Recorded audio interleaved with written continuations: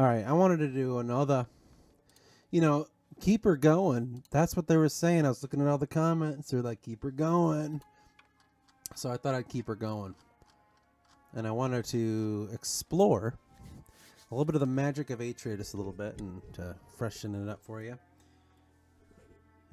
Hopefully the people watching, which are only two, my audience of two. And I wanted to talk to you about just kind of how I'm imagining this in the world after doing a lot of research. I have been putting a lot of time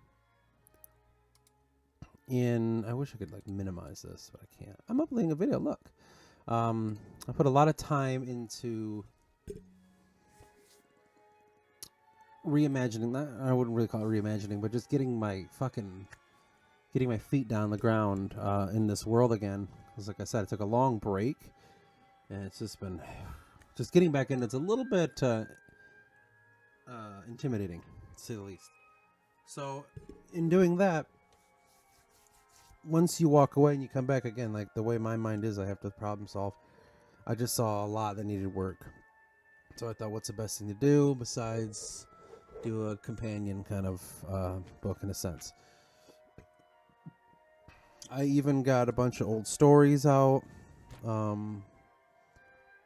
Bunch of old short stories that basically all take place before the events of the book. Just, again, it's just collecting everything about this book. And just forming the world, really. And because of that, I noticed there were some things that I really needed to see again, and like I described before. So let me kind of show you some of the things I was working on, then we'll jump into this too. The last one that I put out will be about the plot we were talking about. I didn't go into vivid detail, but that's that. Right here is the beginning of the Bestiary.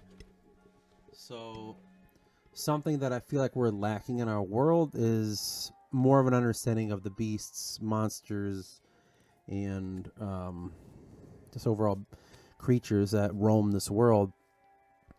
So what I did was I went through every single piece of paper I had written on, typed on, or anything. Went through the filing cabinet, went through everything, and just found every time I mentioned some sort of creature of some description, it was, I mean, for so little, I'll just be honest, there's not a lot on there, but for so little, I had to go through so much. Just pages and pages and pages to find one little sentence or a word or something. It was just a lot. We're talking like we're going through like 8 to 10 years of like information to find certain little things. It's and it's never highlighted. It's all random. But again, that's kind of what this is about. It's about organizing everything so it's all written out and having it finally, And here are some of the ones that I found, and I'll just go through each of them. We have the Bush people, the Guardians of the Trinity Forest, the most ancient force in all of Yuandra. That's kind of all I found about them. What I'm going to do is I'll just go into a little bit more detail, describe them, like Jacob, like a bestiary. Like let's say in the Witcher series, the game. You get to go over to the bestiary. It tells you about the creature, where it came from, this and that, how to defeat them and stuff. That'll be the objective in this as well.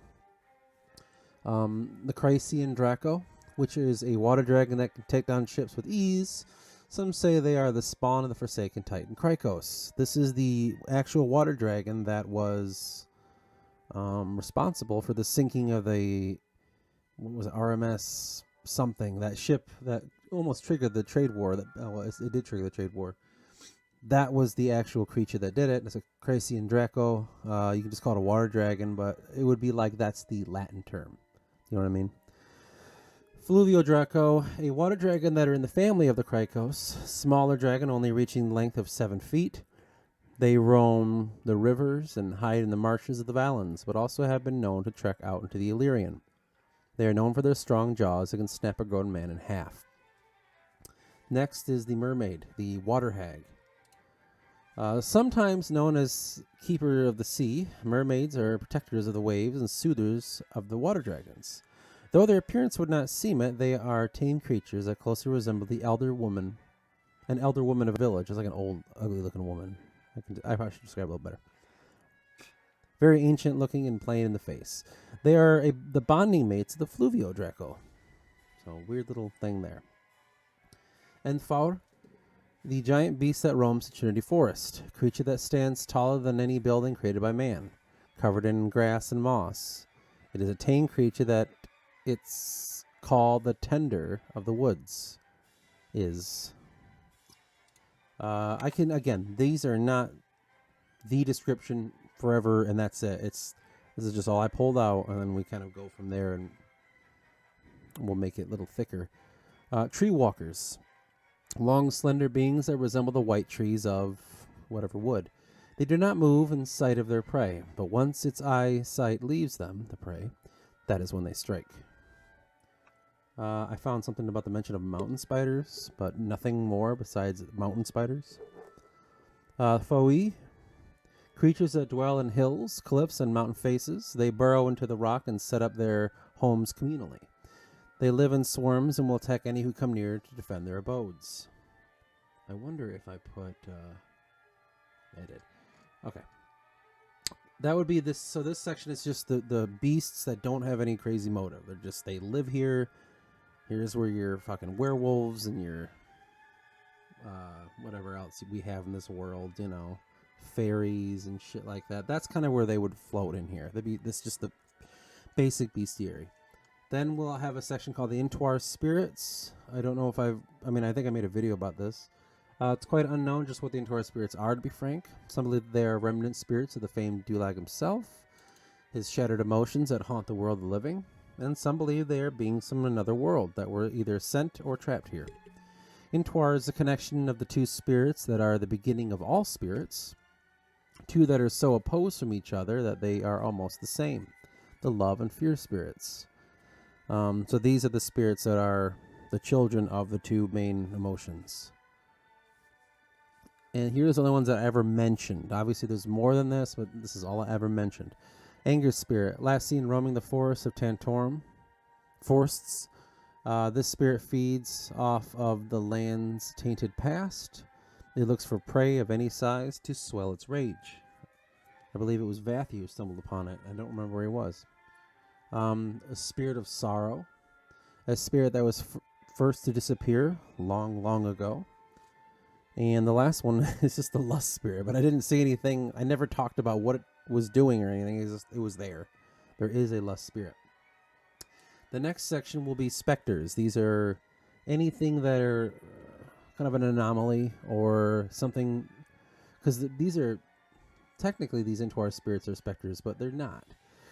But these specters are just kind of essentially ghosts and things from the undead or any other realm or anything like that. Just specters. Just think of the word specter. The Unyek, the long, slender, pale man who leads travelers through the winding stairways and claustrophobic paths of the ancient layers of the bearded pygmy. The being that passes through the shadowed wall. One that can mimic the shadow and enter one's body through the connection from light to dark. Now again, this doesn't really say if these are good or bad. It's just, it's too hard to tell. Keeper Dweller. Once part of the ancient order of keepers, these specters have been cursed to roam the world until their destined paths are closed. Death does not stop the ancient keepers. These spirits haunt the old places of the world till they fulfill forgotten prophecies. The Dark Ones.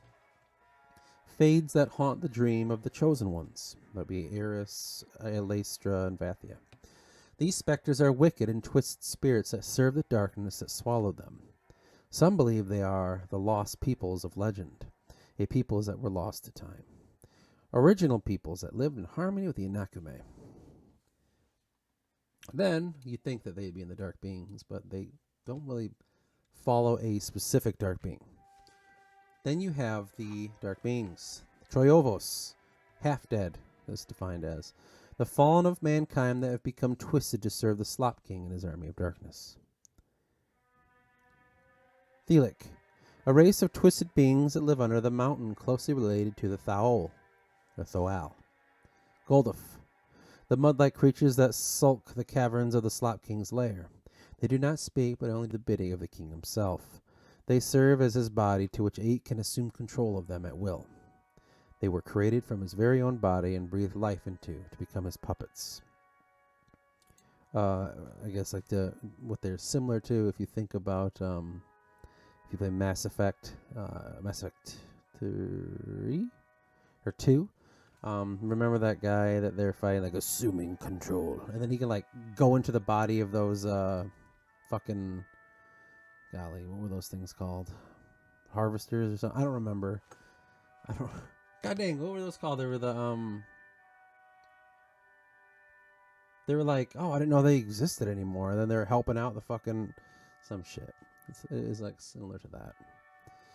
Thoal, the cursed beings that served the Forgotten King one time, but have become twisted by the dark taint he once carried in the world of life. They now live quietly in the mountains, only to come out every so often to become hunted by the Hefel.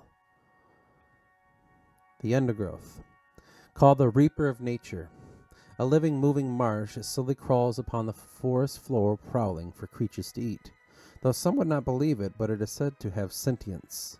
It is also said to be a creature of evil, a creation of the very whisper itself, some believe. It is made up of false trees and fake water and ground, a blasphemous abomination that is too dangerous to face. Last one, Anvir, the Dream Hunter. I didn't describe him. And this is how little the animals are in our world. There's only one mention of an animal in the entire, like all my notes. And they weren't even, this wasn't even in the notes. This was actually in the actual novel, the charade. It's basically a camel. But like, how often animals are never mentioned? It's something that we gotta think about. Like, what kind of fucking animals roam these, any interesting animals? I like to think, to simplify it, cows and horses and all the shit exist. But if we have anything interesting, here's where we'd put it. So there's that one. So that one's going to go into this folder I'm going to be making for you guys. The next one is places. This one's going to be the largest, because I will have it broken down by sections and it will be alphabetized. And with it will become this. The naming of every fucking thing that we can think of. Now, as I've said before, this map is not... I wish I could show you the whole map, but the thing's in the way. This. But this map is not exact. This is a representational map in my mind. So that means if we were to stand on Ansar right here and just float all the way up to look down the land, this is not what we would see. This is basically taking all of the elements that are known about and blowing them up in ways kind of like the old medieval maps used to do, where it's like the castle's not that long, it's, you know, or whatever it is, like CN. I think 100 miles is about this long. You're telling me that city's that wide? No, it's not. The lake's not a fucking, you know, a sea, essentially, is what that would turn out to be, and shit like that. Like, it's a representational map. It's blowing up all the big things in the world that are land features or are important to the world and saying, that's what this is. At some point, I'll be making another map that will be the actual world and what it looks like if we were to indeed be God looking down upon it. So just think of it like that. When we're doing the map and naming things, it's to help you find key features. Help you find, you know what I mean? Because like what? There's only 2 forests in the entirety of the whole world. That's it. There's only 2 forests here. That's it. Sorry guys, no more woods. Like, no, there's everywhere. There's woods everywhere. Just like real life. It's just these are the ones that happen to be seen as these large forests, and then they have given names to. Same with towns. There's more than 1, 2, 3, 4, 5, 6, 7, whatever there are. There's way more than that. There's a lot of villages everywhere and fucking whatever the hell that's called, hamlets and shit like that. There's just no need to mention them. You know what I mean? But anyway, I'm just taking this and putting words to what they are. So Trinity Forest, here's all the things that are in Trinity Forest that are these monumentous places. And here is a little description of that actual place. And this can allow you to do some interesting things. You guys are going to find this fun. The new Shattered Isles and Albadan. We've finally given some names to. But including all the cities, we're going to name everything important in those areas. So Dubois, for instance. Huge. I put so much work into this recently, but here's all the cities of Dubois. Or no, sorry, these are just the places in the Blight. I haven't gone and typed anything about them yet. But these are all just the places in the Blight. And then here they go, like all the stuff here. The Ancient Ways, Whitecliff, Mort Bridge, Mount Sorrow, Mount Bolsir, Red River, Red Forest, the Dead River, Albion, Gash Kasey, Nindasaru, Cretier Lake, the Blighted City, Mount Kebes, the Curvet, San Flynn, Cien, Non-Cleme Forest, Dead Park, Lehail Have, Bark Sans, Barquet, bunch of different places, and then I'll just describe like the city that was once founded by the ancient lord blah blah blah in the time of, just make some shit up. Because it's one of those things where it can really come in handy when you're moving through the land with your character, and you don't have to like, oh fuck, I don't know what's there, like the mesas that are standing there, like now you're for the Frostmire, we can talk about what the Bohemian Wastes are. I'll give more description here, but you know what I mean, or like the two pillars, like you can actually talk about what it is you're seeing. This one I need help from Kevin Valens. I don't know what's here or what's going on. I need your help there. But that's it. It's just like description of things, and you can get some cool lore stories. So Gash Kasey, is right here. This is one of the ancient forests of Dubois, and one of a new character comes from there named Catan, that one kid that I just talked about, the Anaku. So I had to come up with a little backstory of this place, and so I did, and it was easy. The Failing Forest is called. It rests in the realm of, I gotta look at what it's called, and cradles the blank lake. I gotta look at what that's called. Let's just do that together, right? What realm does it sit in? Technically the land of Sans Flynn.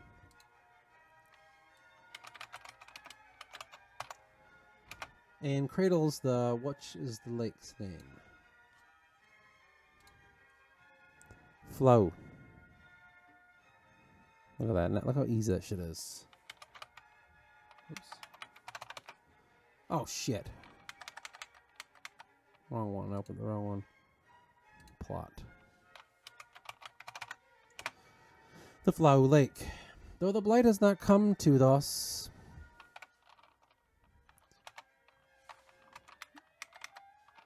come to this old forest, it can be thought from the great distance of the twisted trees to the north. This forest shares the roots of all trees in what is known as Dubois. It is home to I gotta look up the clans. Kevin wrote them down. I don't know where they're at. They are mostly a secluded bunch that are thoroughly focused on the health of the forest and finding the riddle of the eye, like the Anaku of old.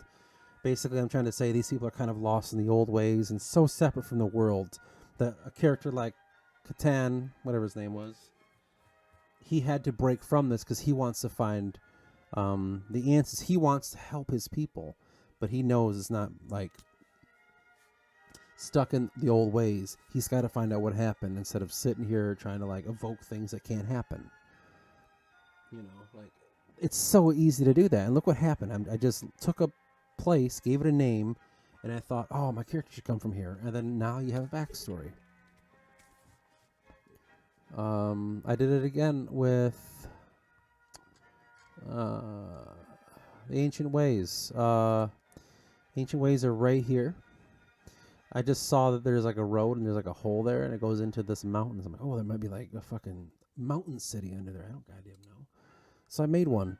And I had a character from a story called Albion, which is a short story about this character in Dubois. And actually, if you want to see, spoiler alert, Albion is inside the blight. So, that's what happens. Anyway, and so I don't have an ending for that. I'm just like, I don't know what he did. Well, I found that if I threw his name in here and it made a story. It was said that the Céléons, which are it's their version of saying mankind, like for us, human being, mankind. They are Céléons. They are the creation of Allure, the Aeon. These are not human beings. Found a way through the Gaiufa Mountains and into the Greenlands of Quran. In these long and darkened halls, some in Dubois have seceded from the Dubois Haute Society. That is the ruling class in Dubois. Merchants' guilds and shit like that, think of it.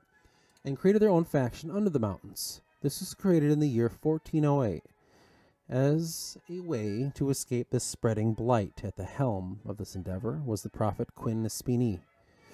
And the peoples of Valron, half-breed outcasts. Now the underground city that was carved in the mountains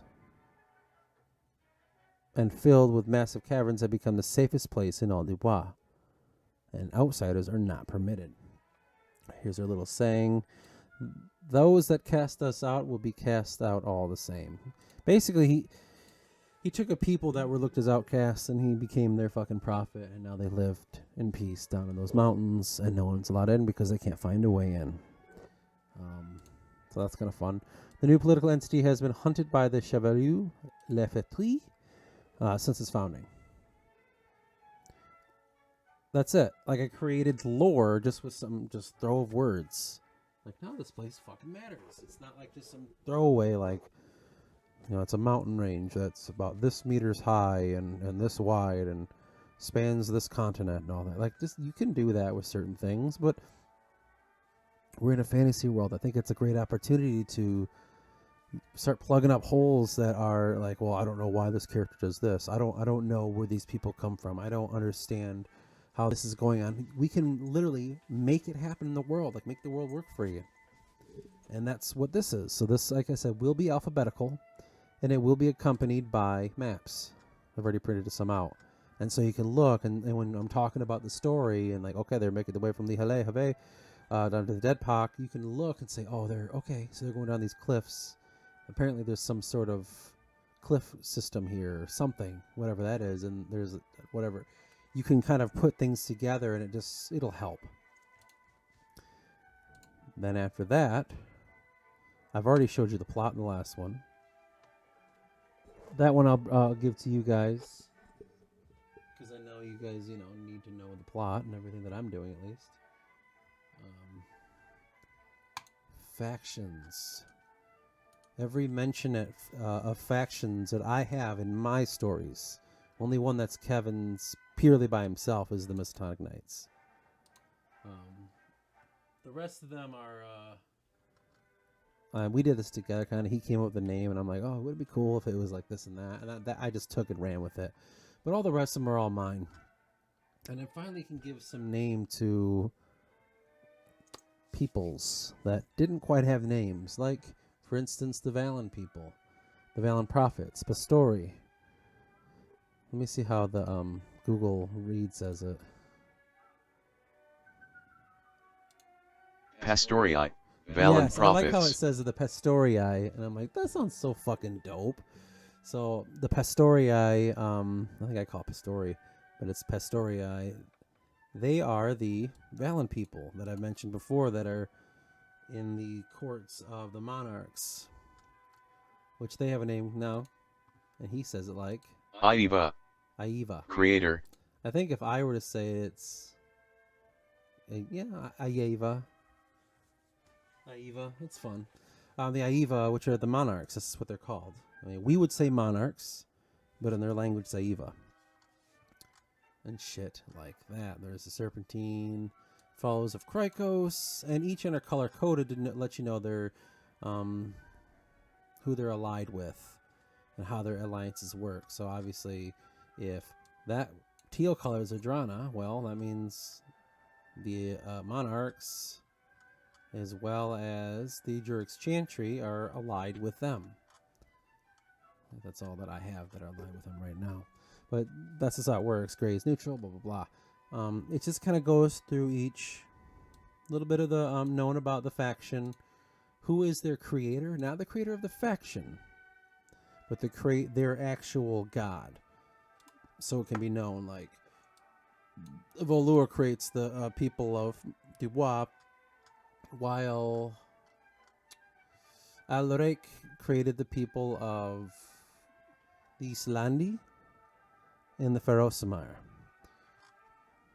Titans created all the Anaku, so anytime you see an Anaku culture, it's going to say Titans. Their religion and political stance and faction goal. Now, I don't know how to properly write it, but for me, like political stance, the trophy benefactors, I don't know what that means, so I'm just saying they're Aeomenic xenophobes. They don't like human beings or anything that is an Ao, which is an Aeon, which is all of us. We are all Aomen. If we were created by an Aeon, you're an Aomen, which Aomen means people from Adrana, people from Tantorum, people from Dubois, people from the south, people from Farosamere and Islandi. Those are all human creation. And also the people of the north of Albadan and the clan people up there and I forgot the name of the other ones, but the people of the Shattered Isles. They're all Aomen, but they don't consider themselves humans, if that makes sense. So that's kind of what I'm trying to uncomplicate that. You would just call them Aomen. To generalize, just like human is either black, white, Asian, Native American, all that like that. It's human, Aomen, nice and easy. And their faction goal is unifying of Anaku, just plain and simple, and everyone's got their own goal. Perseverance of Celeon, which is them, but they're also Aomen too, but they're called Celeon. The Hafel are actually Aomen, I believe, too. But that's it. Just factions. Description. Like the Dubois Hut Society. This elite class society that ruled the peoples of Dubois. It was established during the Blight and was tasked to safeguard the peoples of the land, like that seen in feudal society. The High Lords are those who protect the peoples and the lands. They govern and create barriers of civilized veneer so that the people can go about their tasks and professions that keep the empire alive. It is understood that they take the burden of the real world so that the citizens do not become bothered by such demanding times. In some ways, like the monarch society, though the Hot are more political than mages, the protection they offer is not spiritual, but in fact cultural. So it's just a simple thing about them, and again, it's vague enough where you can still have fun with it if you want to jump into that society, because maybe one of your characters will go in and oh, he's being introduced to this guy, the head of a hot society. You can kind of have some fun with it and expand it. But it's got to be enough where it gives you a good sense of their political stance and all that shit. That's the whole understanding of it. Here's a new one, the Wulhix. This is the peoples of the Ferosamire and Islandi. And if I could show you the map. Islandi. Actually, I can just do this. I really need to show you anyway. Okay. The Islandi, wrong one. I need to go back.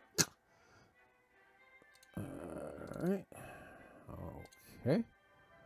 Well, that's weird. What happened? What happened to all the world?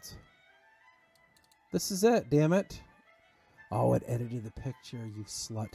Anyway, if you look to where the end of the Murphos is on a map, and you look straight south of that, you'll see this chain of islands. That is the Islandi Islands.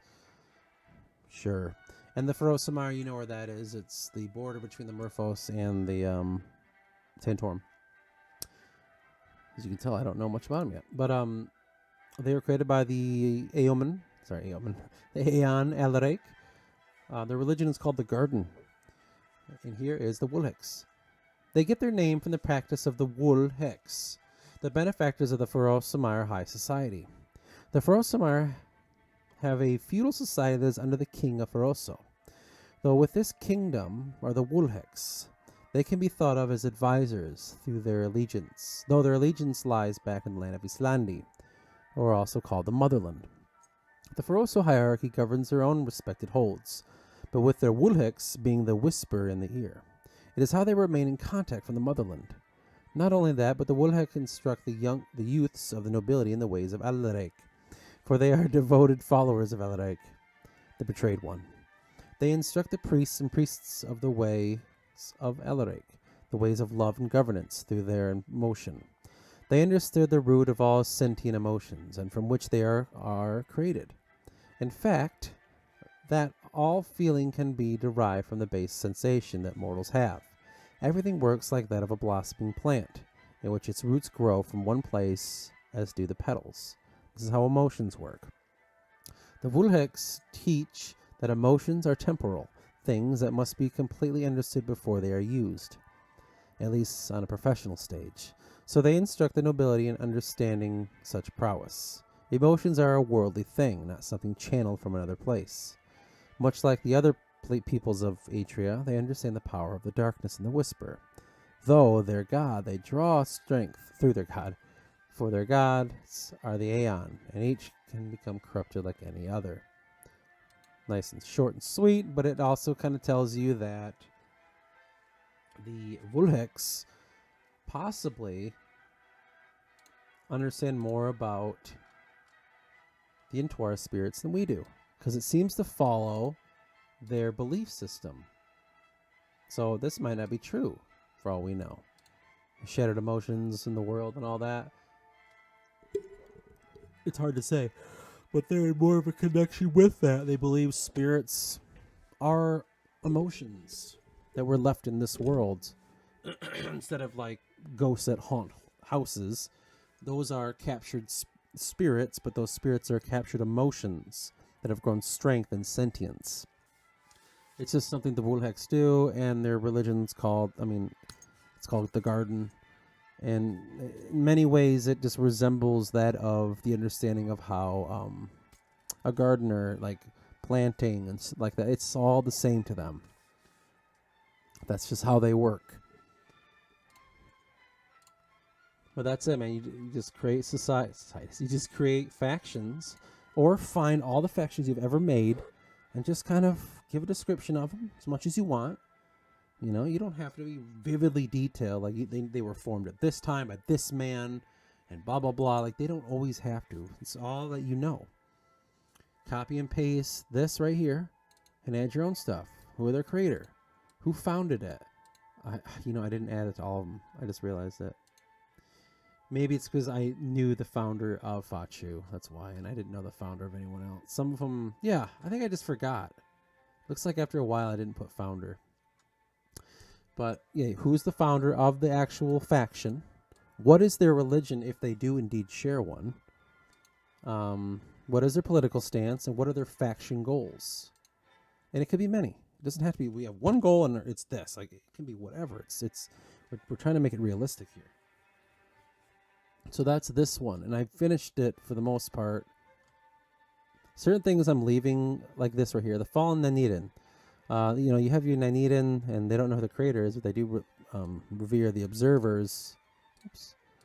Aiding mankind to bring about a prophecy. These guys are the ones that fell from their brethren, and so I don't know what their stuff is, and I like to leave it that way because it opens them up more. Who do they worship anything anymore? Do they have any political stance? It seems like they don't, but maybe they do. Do they work with anyone? And so you just kind of, like for instance, the only time that I ever found one ever mentioned was Viraj, and she was helping. All right. Viraj, he is possibly behind the blight that happened in North Dubois, as discovered by Quinlan in the story called Albion. That takes that little short story about Quinispini and all that. That's what you discover in that story. But there's another one, and I don't remember the name. Did I write it down? There was a chick. Yeah, Nea. Tyrna. She's working for the Slop King. So it's like they all kind of seem to be either corrupted or maybe they have their own set of goals that go against the Naniden. So it's hard to say.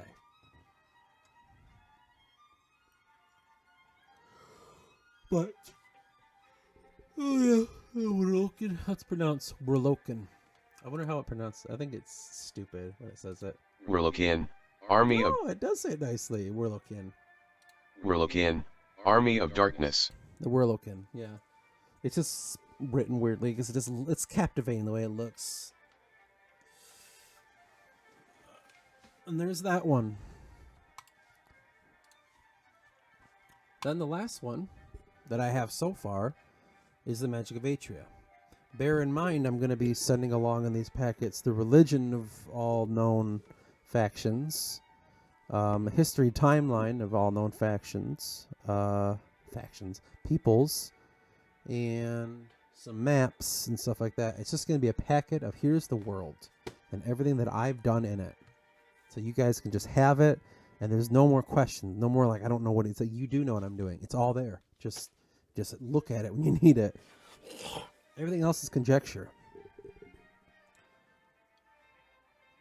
This one is how magic works in the world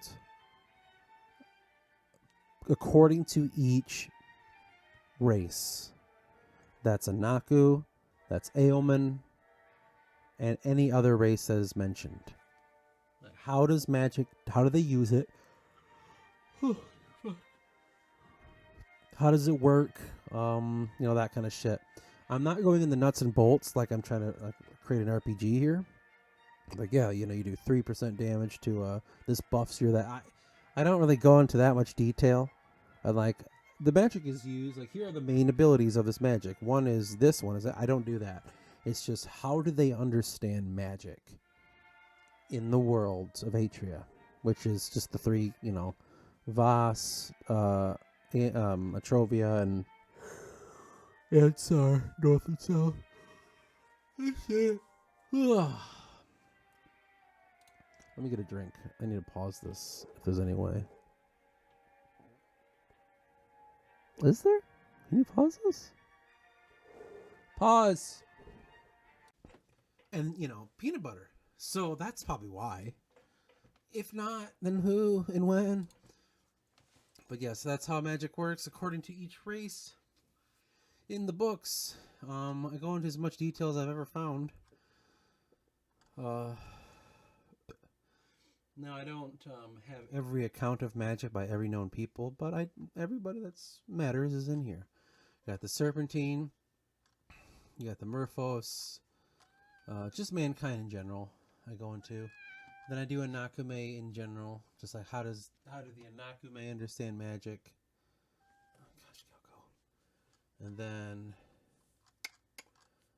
I think I just after the Serpentine, the Valandi. I don't remember what name I gave them, but I forgot, so I just call them Valandi. Each faction is a Pastorii. Pastorii. So Roman, Latin. And I just went in the other Aeon races, and I just said, here are the races, and kind of a description of their magic. That's it. That's all I did. And again, you will be getting these once I finish. And you may add to them, because that's the point. Because did you notice? Galco, no! You're fucking with it. Alright, y'all. You fucked with it. Alright, I don't even know what happened. What is this? What did you do? Alright, anyway. Look, I can access this again. Hope you didn't delete that, you dick. What was I talking about? I don't remember. Galco, you sick-ass mofo. Look what you did. You created a huge space.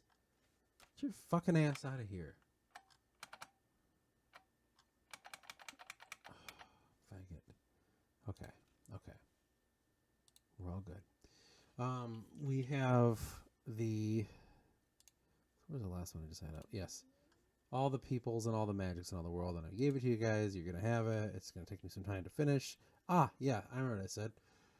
You'll notice that I didn't mention in the plot. I did not mention in places. Dude, stop. I did not mention beasts or factions. Anything that you wrote. There's nothing here about the South or about Tantorum. Nothing at all. That is because I'm not going to make assumptions anymore. Because I used to make assumptions like, okay, I'm going to do it, and then it would just be wrong. I'm like, okay, I'm done. I'm letting you guys take it from there. You have everything that I have created. I'm giving it to you, summed up and shortened into a little fucking collection, a little book. Don't act all pissed. It's your fault. I am going to have you guys finish it with your stuff. The societies in Tantorum, all the factions that are inside of the Tantoric society, all the cultures of the South, all the different places of the South, names, all the important characters.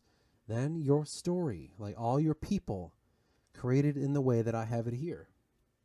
I really think this is the only way, and my possible last attempt to try to reconnect with your guys' side of the story, because I at this point I'm feeling held back where I can't do anything until I know what's going on. So either I just go on and just say fuck it and just do what I got to do and make assumptions and this and that. I don't want to have to do that. I wanted to get this all done together. So that is the purpose of these two videos, to help show where I'm at. And there's no timeline. Like, it's just, for Christ's sake, like, you got 5 hours of a day, not even. Like, that's still enough time to, like, sit down and say, let me just write down all the fucking characters I can think of in my head right now. And you write them all down, and you just, like, say, let me just, you know what, today I'm going to give them all a last name. And you just give all those characters a last name. And then you just think, like, I'm going to give them an age. And you do that. You've actually done something. And the next day, you're like, let me think of every city in my country that really means something. And you already know them. You write them all down. Then you think, like, okay, like, what about, like, important land features? Take a look at your maps. And just say, what is here? What land feature is here? Well, I noticed that there's, like, a giant lake here. Well, what about this lake? Well, Jacob already came up with that lore. They took that part, and says the myth, and threw it up here. Okay, why? And, like, what about this forest? Like, what kind of Anakume roam here? I know you know the name of them, but what about them? What's different with their tribe? What's the city doing here? What are they? Why are they? What's their purpose? I created weird mountains up here with faces of these creatures carved in the side of them. What's that for? What do they do about the does anyone live up here in the mountains? Not vaguely. Yeah, there's a gathering of clans here and there. Like, no, let's like, who lives there? Like these mountains, the Hafel. Those are people that I for the longest time I was like, yeah, they're mountain folk, and they're just kind of like random clans live up here, semi-nomadic. And I'm like, but no more. We're gonna, who lives here? Who truly lives here? You know what I mean? What the fuck is going on in the Merfolk? Instead of like, it's just a labyrinth of sand, and it's, the sand shift and fuck with your eyes, like the trees of the Lord of the Rings where they move. The sands will do that to the features. Like, but we need to, why? What is this? Who lives here? Just like, we have to do this because it's just getting to the point where it's too vague, and it's hard to give a shit about a world that it feels like it's, it doesn't matter. There's like 5 clans that live up here, and they play no importance. Sure, but like here, like, does knowing about the spring really mean anything in the Merphos? Does that really mean no? Like, does that matter? No, but it's something in the world. If you're going to be a god, essentially, when we know it's blasphemous to say, but we technically are, you got to have respect and care about it. We got to give a shit about this place, and there's not enough going on. And that's kind of what I'm trying to evoke right now. And I know, like, yeah, life happens, this and that. That's what I'm saying. There's no timeline. It's just like, if we're going to commit to this book together, let's just get it done. If not, I'm not like, I'll just say, you don't have to do anything.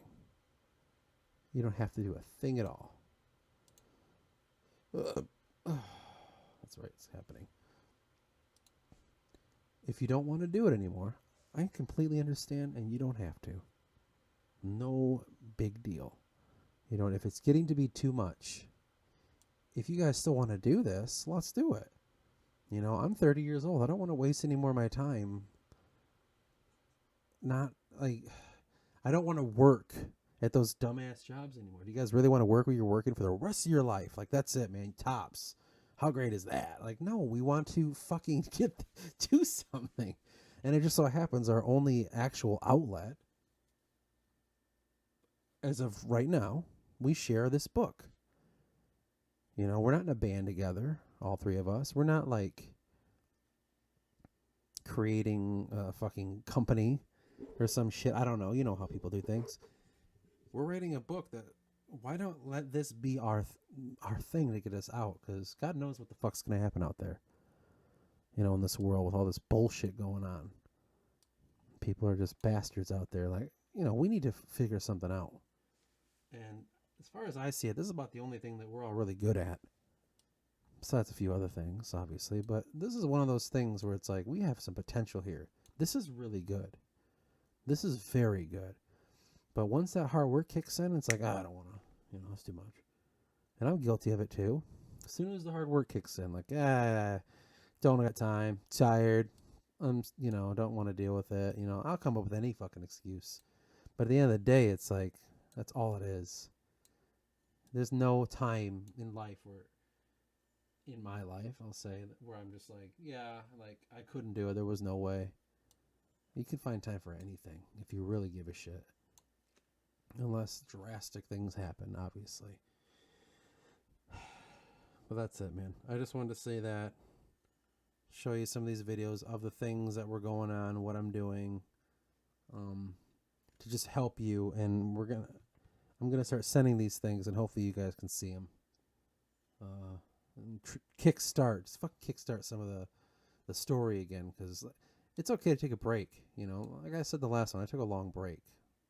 I don't know if it was 3 or 4 months or 5. I don't know. I didn't count. All I know, it was, I don't know. I don't know, actually. It was a while. It was some months. At the very least, it was 3. I took a break. I didn't even think about the book. I forgot it even existed. This desk of mine collected dust. You know, I wasn't even playing video games. I was too busy working on my truck and then being outside every day. So I didn't really think about stuff like this. But now I'm back. Took some time off. Took a little vacation. I must say, 3 months is a great amount of time. That's how long I was off work, and it helped too. So that's all we're doing. If you need to take time off, I totally understand. But we have to get this going and write this book again. We have to. And that's all I'm going to say about that. And then I will make another one eventually. Updates. Just like this. That's how sight works. What?